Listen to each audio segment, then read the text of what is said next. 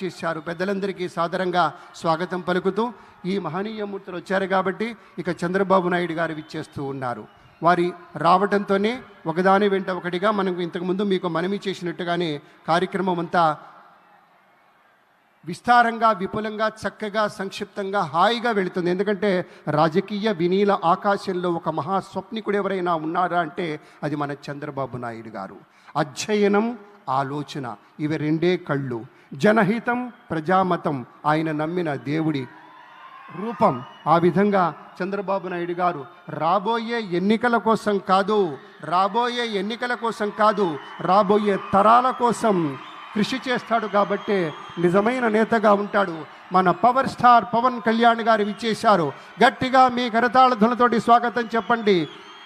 ఒక నిఖార్సైనటువంటి రాజకీయ నేతృత్వం ఎలా ఉంటుందో వారిని చూస్తుంటే తెలుస్తూ ఉంటుంది. ఒక నవనీతం లాంటి హృదయం ఉన్నటువంటి నేత మన పవన్ కళ్యాణ్ గారు, ఉప ముఖ్యమంత్రి వర్యులు. రసగీతంలా మాధుర్యభరితంగా ఉంటుంది ఆయన యొక్క ఆలోచన సరళి. ఒక ఔదార్యం కనపడుతుంది, ఒక ఔన్నత్యం ఉంటుంది. సదా వందనీయమైనటువంటి ఆదర్శం ఆయన మాటలో, ఆయన చేతలో స్ఫుటంగా కనిపిస్తుంది. కాబట్టే జనసేన మొత్తం ఎంతో విస్తృతమైనటువంటి రీతిలో గట్టిగా, మనస్ఫూర్తిగా మన పవర్ స్టార్కి స్వాగతం చెప్తారు. ఎందుకంటే ఆయన రేపటి రోజు మాత్రమే చూడడు.